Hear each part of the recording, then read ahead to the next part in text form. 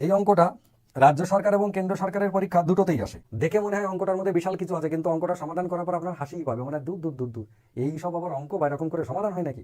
দেখুন, বিশ্বাস নয় আমি আপনাকে বলছি। সেটা হচ্ছে, অঙ্কটাতে দেওয়া আছে একটি আয়তকার বাগানের দৈর্ঘ্য 4 মিটার বৃদ্ধি করলে ক্ষেত্রফল বৃদ্ধি পায় 16 বর্গমিটার। একটা আয়তকার বাগান মনে করেন এরকম ছিল, ঠিক আছে।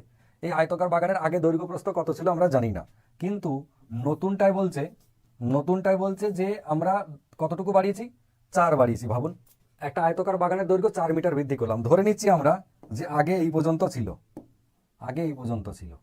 ঠিক আছে। বেশ, তাহলে নতুন বেড়েছে কতটা, নতুন বেড়েছে এইটুকু হচ্ছে 4 মিটার। ওটা 4 মিটার বৃদ্ধি করেছে, আগে কত ছিল জানি না, কিন্তু পরে 4 মিটার বৃদ্ধি করা হয়েছে। তার জন্য ক্ষেত্রফল বেড়েছে কত বর্গমিটার, ক্ষেত্রফল নিশ্চয়ই এই জায়গাটুকু বেড়েছে, মানে এই জায়গাটুকু বেড়েছে নিশ্চয়ই। তাহলে ক্ষেত্রফল 16 বেড়েছে বলছে। আর আপনি আমাকে বলুন, আয়তক্ষেত্রের ক্ষেত্রফল তো দৈর্ঘ্য আর প্রস্থ গুণ করে হয়। তাহলে এই যে 4টা নিশ্চয়ই এখানে যে ছিল তার সাথে গুণ হয়েছে। তাহলে এই 4টা এখানে কত ছিল যার সাথে গুণ হয়ে 16 হয়েছে, তাহলে এটাও 4 ছিল। ব্যাস, তাহলে প্রস্থ কত ছিল আগে থেকে ছিল প্রস্থ 4 মিটার। এই যে উত্তর হয়ে গেল। এটা কঠিন, নিজেকে ভাবতেই তো অবাক লাগে।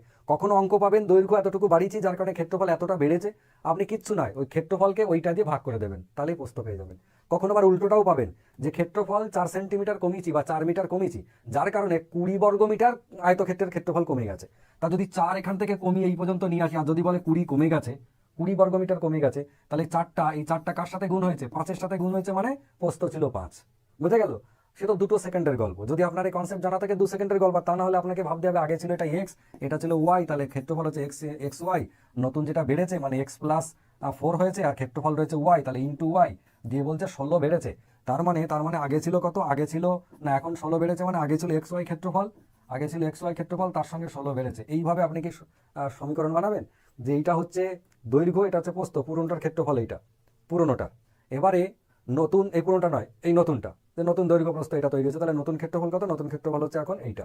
এবার এইখান থেকে আপনাকে পাঞ্চ করে আরেকটা সমীকরণ বানিয়ে তার উত্তর করবেন, সাথে ঝামেলা। আর তা নাহলে এই যে 2 সেকেন্ডে গল্প শেষ হয়ে গেল। আশা করি বুঝতে পেরেছেন।